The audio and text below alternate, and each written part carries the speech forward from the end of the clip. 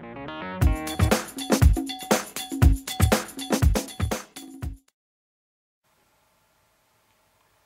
this episode today we're going to be looking at the calorie content of food and how we read this from packages on food labels.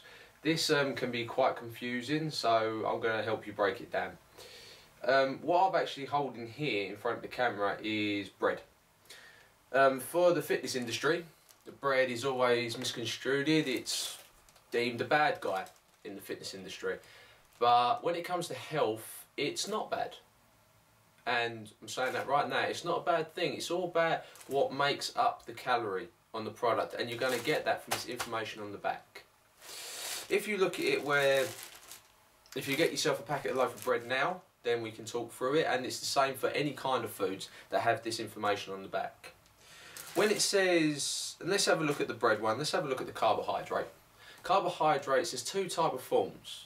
There's pure sugar, which goes into the system, is used up very quickly, and this is going to have adverse effect over long periods of time. It can affect blood sugar levels, which can lead to diabetes. Not guarantee it, but it can do.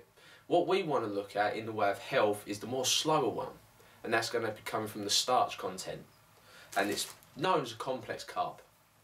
So if you look at where it says energy, kcal, and go to the carbohydrate, if you move along where it says per 100 grams, and that means 100 grams of this bread. So if you got out your loaf, put it on a scale and measured out 100 grams, this is what you would get from it. You would get 45.1 grams of carbohydrates. If you move down where it says of which sugars, it says 2.6. So if you had 100 grams of bread in front of you, and you know 45 grams of that is carbohydrate, only the real quickness of that sugar, the pure sugar of it, is only 2 grams. So the rest of it, so you've got 43 grams of really slow releasing energy. So it's going to help you prolong, that's going to really help you with your energy levels and help you prolong when you're training and help you in your recovery periods. Now, if that bread turned around and said it was like 41 grams of sugar, I would say, yeah, bread's no good for you. But as it's a slow releasing energy, we can't really say that anymore. Let's have a look where it says protein.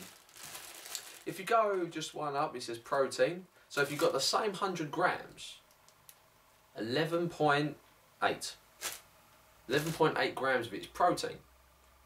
And you get protein in so many different forms. You get it from animal meats like beef, chicken, fish, you get it from pulses, nuts, even from bread. Yeah? And then we have a look at the other one. We have a look at fat content, because fat content doesn't mean if you eat loads of fat you're going to get fat. Not at all. But let's have a look at it. Because when it comes down, it says fat. Now if you've got that 100 grams of bread, it will say 1.5 grams that is fat. Now, our fats are broken down. Fats are broken down into saturated fats, which are no good for us. Not good at all. Then polyunsaturated and monounsaturated fats. They're the good ones. They're the ones that we want in our diet. They're going to help us actually lose weight. It helps us metabolize, like get rid of bad fats in our system. So if we look down at fats, it says 1.5 for that 100 grams of bread we've just weighed out. And it says of which are saturates, only 0.4 grams.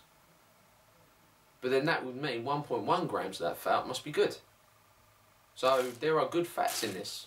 Really good fats in this loaf of bread. So when you look at these packages now, I hope that you'll be able to look at it and say, I can see, I can read this, I know what 100 grams is going to give me. Because also if you look at the back of these, it also says per average slice.